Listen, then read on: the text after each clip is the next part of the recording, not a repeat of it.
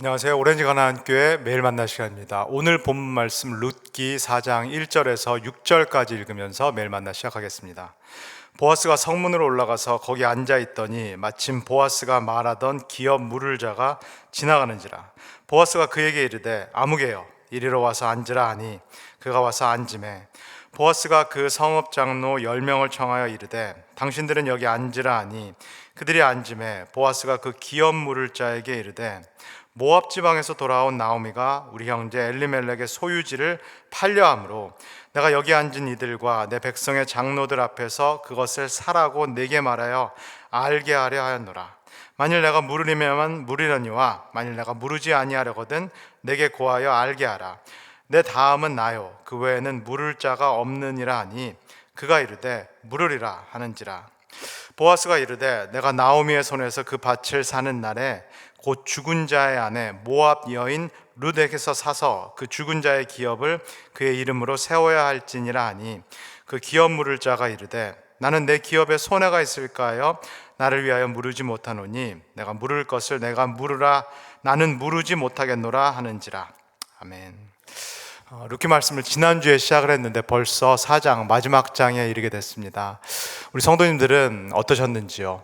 저는 이 룻기의 내용을 이렇게 읽고 또 묵상하면서 이 제목이 룻기라고 부르는 것이 적절한가라는 그런 생각을 개인적으로 해봤습니다.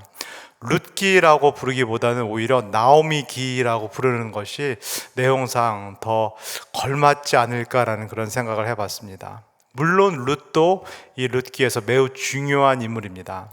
그러나 룻기 1장 그리고 마치게 되는 이 4장의 처음과 끝은 나오미에 대한 이야기입니다. 이 이야기에서 룻과 그리고 보아스라는 이 중심 인물들이 어떻게 나오미의 삶을, 이 인생을 돕고 있는가. 아니 더 나아가서 하나님께서 언약의 신실하신 이 헤세드 하나님께서 어떻게 룻과 그리고 보아스를 사용하셔서 이 나오미의 인생을 역전시키는가. 이것이 바로 우리가 함께 있는 이 룻기의 중요한 이야기가 되겠습니다. 룻기가 벌써 끝나는데 이제 오늘, 내일 그리고 모레 룻기가 모두 마치게 되는데 마지막으로 이 언약에 충실하신 신실하신 하나님을 깊이 누리는 우리 모두가 되기를 소원합니다. 우리가 함께 읽은 오늘 4장 1절에서 6절을 이해하기 위해서는 우리 어제 강우주 전사님께서 설교해 주신 그 3장의 내용, 3장에서 이 보아스가 룻에게 했던 그 약속을 저희가 기억해 볼 필요가 있겠습니다. 그래서 3장 13절을 제가 다시 한번 읽겠습니다. 이 밤에 여기서 머무르라. 아침에 그가 기업 물을 자의 책임을 내게 이행하려 하면 좋으니 그가 그 기업 물을 자의 책임을 행할 것이니라. 만일 그가 기업 물을 자의 책임을 내게 이행하기를 기뻐하지 아니하면 여호와께서 살아계심을 두고 맹세하노니 내가 기업 물을 자의 책임을 내게 이행하리라. 아침까지 누워 있을지니라 하는지라. 지금 보아스가 룻에게 하나님의 이름을 걸고 맹세하는 이 약속의 핵심은 쉽게 표현하면 이것입니다. 당신의 이 가문, 이 모압 땅에서 사망한 엘리멜렉의 이 가문의 대를 이어주겠다. 당신이 사별한 남편, 이 엘리멜렉의 아들 말론의 기업, 이 가문의 대를 이어주겠다. 사실은 이 기업, 이 가문을 이어줄 가까운 친족이 있는데 만약에 그 친척이 이 의무를 하지 않겠다라고 말하면 그 다음은 나다. 내가 하나님의 이름을 걸고 맹세하오니 내가 당신 집안, 나오미 집안의 가문 그리고 룻 집안의 가문의 대를 이어주겠다 라고 보아스가 약속을 합니다. 오늘 4장을 읽고 또 앞으로 남은 이틀 동안 4장을 계속 나눌 텐데 우리 성도님들께서 한번 깊이 생각해 보시면 좋겠습니다. 지금 보아스가 하나님의 이름을 걸고 맹세하는 이 약속이 가벼운 약속인가? 보아스가 단순히 룻에게 반해서 룻에게 사랑에 빠져서 하는 어떤 감정적이고 충동적인 약속인지 한번 잘 생각해 보시면 좋겠습니다. 보아스가 이 약속, 이 맹세를 하면서 사실은 얼마나 큰 책임, 의무 그리고 희생과 대가를 떠안고자 하는 것인지를 우리 성도님들께서 남은 4장을 보시면서 한번 주목해 보시면 좋겠습니다. 전날 보아스가 룻에게 이 약속을 했고, 그리고 위태로운 밤이 지났고 소망의 아침이 떠올랐어. 지금 이 보아스가 이 약속을 지금 실행을 하고자 합니다. 우리 1절 한번 읽겠습니다. 보아스가 성문으로 올라가서 거기 앉아 있더니 마침 보아스가 말하던 기업 물을 자가 지나가는지라. 보아스가 그에게 이르되 아무개여 이리로 와서 앉으라 하니 그가 와서 앉으매. 이른 아침이 되었고 이제 베들레헴 성문, 사람들이 일터로 나아가는 이 베들레헴 성문 위에 보아스가 앉아 있습니다. 성경의 표현이 참 흥미로운데, 성경은 콕 집어서 마침 이 기업을 물을 자가, 이 친족이 여기를 성문을 지나간다라고 그렇게 표현을 합니다. 마침, 히브리어로 때마침 이렇게 표현되는 이 단어가 이 룻기 2장에서 한번 등장한 적이 있는데 우리 성도님들 기억하실지 모르겠습니다. 룻이 타작마당에 나갔는데 마침 때마침 보아스가 그 타작마당에 나타났다, 등장했다라는 그 표현이 나옵니다. 그렇다면 룻기의 저자는 왜 이 마침, 때마침 이런 일이 일어났다라고 표현을 하고 있을까요? 일어나고 있는 모든 일들, 우연처럼 보이는 모든 일들이 우연이 아니다라는 말씀입니다. 그저 일어나는, 또는 사람의 계획에 따라서 일어나는 것처럼 보이는 이 모든 일들 너머에 하나님께서 계시다. 하나님께서 비밀스럽게 은밀하게 이 모든 일들을 섭리하고 계시다, 그리고 주관하고 계시다라는 것을 이 룻기의 저자는 우리에게 말씀하고 있습니다. 마침 가까운 친족을 이 보아스가 만나게 되고, 그리고 보아스가 10명의 베들레헴 장로들을 초청을 하게 됩니다. 10명의 남성 장로들이 나왔는데 이 10명의 남성 장로들은 베들레헴 공동체 전체를 대표합니다. 그래서 지금 이 베들레헴 성문에 모든 베들레헴 공동체 사람들 전체가 나와 있다라고 보는 것도 사실은 무방합니다. 지금 이 10명의 장로들, 그리고 보아스, 그리고 가까운 친족이 모인 이 자리, 이거는 은밀한 어떤 사적인 회담이 아닙니다. 마치 비선 실세들이 모여서 은밀하게 밖에서 몰래 결정하는 그런 내용들이 결코 아니겠습니다. 공동체 전체가 참여하는, 이른 아침에 밤에 몰래 모여서 하는 것이 아니라 이른 아침에 함께 참여해서 공적인 결정을 지금 내리고자 합니다. 그리고 보아스가 매우 중요한 제안을 이 친족과 공동체 전체에게 하는데, 제가 3절에서 4절을 읽어드릴 텐데 좀 세부사항에 우리 성도님께서 주목을 해보시면 좋겠습니다.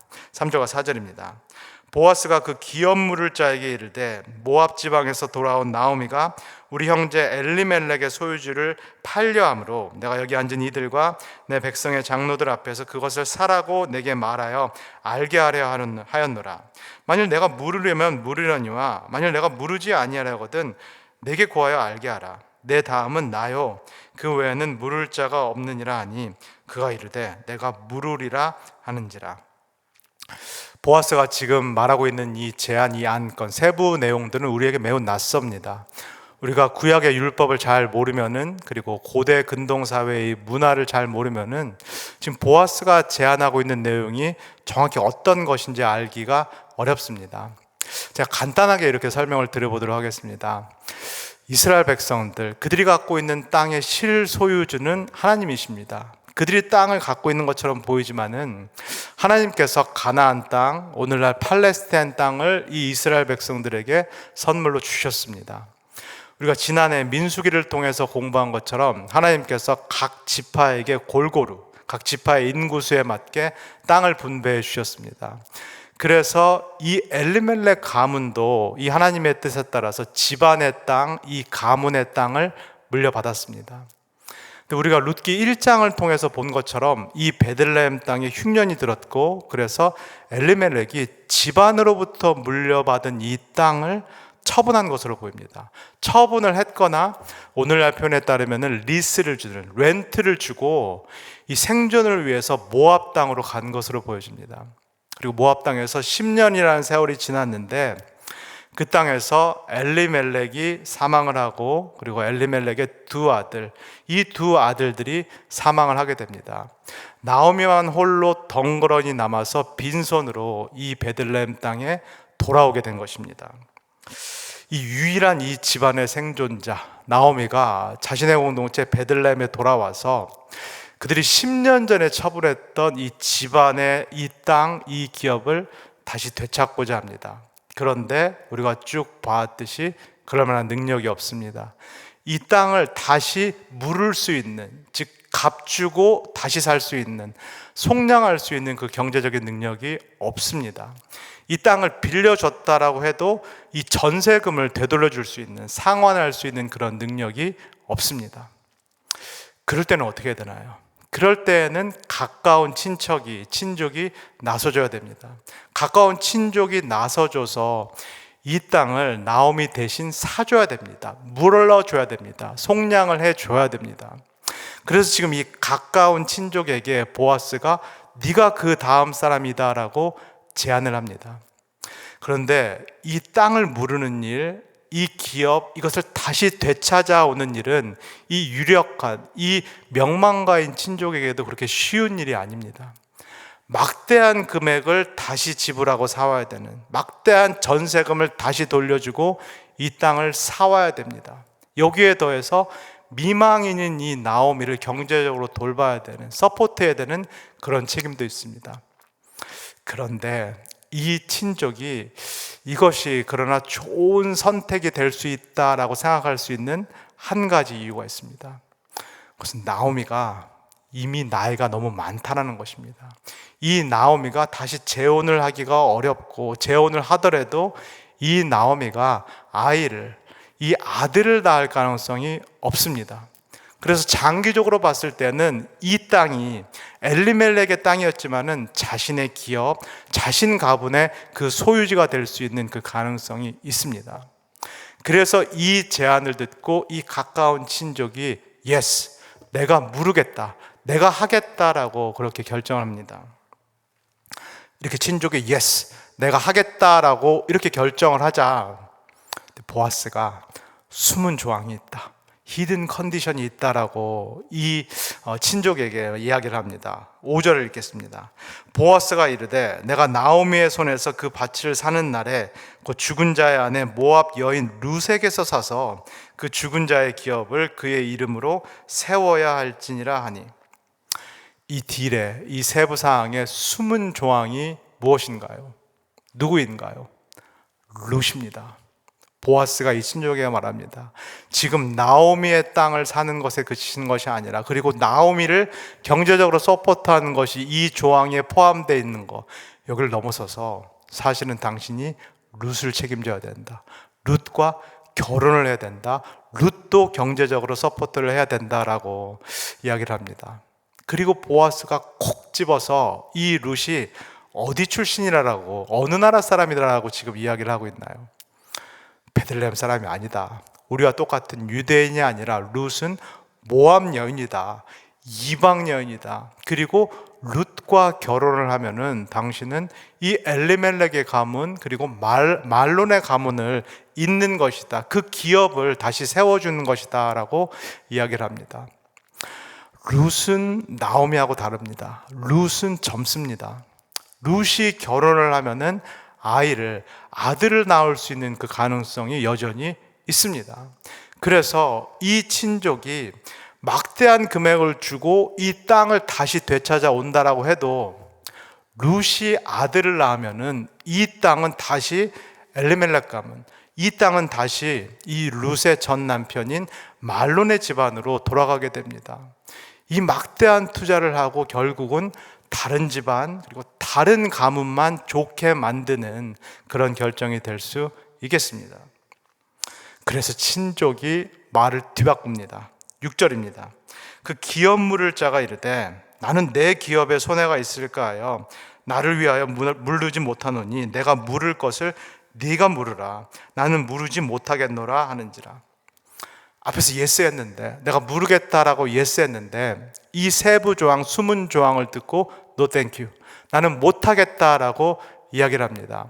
이 룻까지 떠안아야 되는 이 숨은 조항은 우리 집안에, 우리 기업에 손해가 된다. 이건 숨은 조항이 아니라 사실은 우리 가문 입장에서 봤을 때는 독소 조항과 같다라고 얘기합니다. 그래서 나는 못하겠다. 나는 이 땅을 못 무르겠다. 보아스 당신이 물러라 라고 이 친족이 결정을 합니다. 사랑하는 우리 오렌지 가나안교회 성도 여러분, 그런데 한 가지 분명히 해야 될 것은 성경은 결코 이 가까운 친족을 비판하거나 비난하지 않는다라는 것입니다. 이 친족이 이기적인 결정을 했다라고 그렇게 같이 판단하고 있지 않다라는 사실입니다. 우리가 룻기 1장에서 오르바, 이 나오미의 또 다른 며느리인 오르바의 선택을 성경이 침묵했던 것, 오르바가 나오미를 떠나서 자신의 모압 집으로 돌아간 이 선택에 대해서 비판하지 않았던 것과 같습니다. 오히려 오르바가 현명한 선택을 한 것이고 나오미의 이 권면에 순종을 한 것입니다. 이 가까운 친족의 선택도 어쩌면 현명한 선택이고, 사실은 이 친족이 이 무르는 선택을 했을 경우에 그가 떠안아야 될 그 책임과 의무가 너무 큽니다. 저와 여러분들도 사실은 그 상황에 있었더라면 이러한 선택을 하기가 어렵겠습니다. 그러나 그럼에도 불구하고 1장의 오르바 그리고 4장의 이 가까운 친족이 비교될 수밖에 없는 그 이유는 무엇인가요? 룻과 보아스 때문입니다. 자신의 많은 것들, 모든 것들을 희생하고 대가를 감수하고 이 시어머니 나오미를 따라서 이 낯선 베들레헴까지 쫓아온 이 룻, 그리고 자신의 약속을 지키기 위해서 많은 것들을 희생하고 많은 책임을 감수하고 나오미뿐만 아니라 룻까지 떠안고자 하는 이 보아스, 이 두 인물들 때문에 1장의 오르바와 4장의 이 가까운 친족이 비교될 수밖에 없겠습니다. 그렇다면 이 룻기는 우리가 맞춰가는데, 이 룻기는 룻과 보아스라는 이 인물들에 대한 일종의 영웅전일까요? 이 룻과 보아스가 이렇게 품성이 좋고 하나님과의 관계가 돈독하고 덕성이 좋고 그래서 우리에게 본받을 만한 어떤 그런 모델로 제시하고자 하는 것이 이 룻기의 최종적인 목적일까요? 사실은 룻기는 이 목적을 넘어갑니다. 룻과 보아스 그리고 그들의 선택과 삶이 마치 손가락처럼 가리키고 있는 그분이 누구신가? 룻과 보아스라는 이 인물들을 사용하셔서 지금 이 모든 장면들을 사실은 진두지휘하고 계시고 연출하고 계신 그분이 누구신가? 그분이 바로 신실하신 하나님, 언약에 충실하시고 한 번 하신 약속은 반드시 지키시는 그 헤세드의 하나님이다라는 것을 이 룻기는 우리에게 이 아침 다시 한번 말씀해 주고 계십니다. 사랑하는 우리 성도 여러분, 이 아침에 룻과 보아스를 본받는 것을 넘어서서 룻과 보아스가 대변하고 있는, 그의 삶으로 드러내고 있는 그 신실하신 하나님을 깊이 묵상할 수 있기를 소원합니다. 룻과 나오미와 보아스 삶에 은밀하게 또 비밀스럽게 역사하시는 그 하나님이 우리의 삶에 들어와 계시다라는 것, 우리 교회에 이미 임재하고 계시다라는 것을 믿음의 눈을 열어서 볼 수 있는 우리 성도님들이 되시기를 소원합니다. 그래서 내 삶에, 그리고 우리 교회에 많은 일들이 일어날지라도 때로는 그것이 좋은 일들이 될 수 있겠고 나쁜 일들이 될 수 있겠지만, 그러나 이 모든 일들 가운데 또 모든 일들 너머에 하나님께서, 주인 되시고 왕 되신 그 하나님께서 비밀스럽게 역사하시고 섭리하고 계시다라는 것을 바라볼 수 있기를 소원합니다. 오늘 이 아침에 이 하나님을 깊이 묵상하시면서 내 삶이 비록 흔들릴지라도, 내 삶이 비록 위태로울지라도, 그러나 이 하나님께서 주시는 그 샬롬, 그 평안을 깊이 누리시는 우리 모든 성도님 되시기를 주 예수 그리스도의 이름으로 간절히 소원합니다. 다 같이 기도하겠습니다. 사랑해 주님 감사합니다. 하나님 아버지, 룻과 보아스, 그들의 선택, 그들의 삶을 우리가 다시 한번 봅니다. 하나님, 그들도 너무나 본받을 만한, 우리가 정말로 닮아야 할 그런 신앙적이고 인격적인 모델임을 우리가 다시 깨닫습니다. 하나님, 그러나 우리가 그 너머를 바라볼 수 있기를 원합니다. 이들이 표방하고 있는, 이들이 나타내고 있는 그 신실하신 헤세드의 하나님을 우리가 바라볼 수 있기를 소원합니다. 그래서 우리도 이들과 같이 이 신실하시고 충실하신 하나님을 닮아갈 수 있기를 소원합니다. 그래서 우리도 사람들이 우리를 보고 하나님은 참 충실하시구나, 신실하시다라는 것을 깨달을 수 있는 그런 삶을 살아갈 수 있기를 원합니다. 이 아침 또 이 하루 우리를 축복하여 주셔서 이 귀하시고 신실하신 하나님을 충만히 누리게 하시고 이 하나님을 오늘 하루도 더 닮아갈 수 있도록 우리를 축복하여 주시옵소서. 감사를 드리며 예수님의 이름으로 기도합니다. 아멘.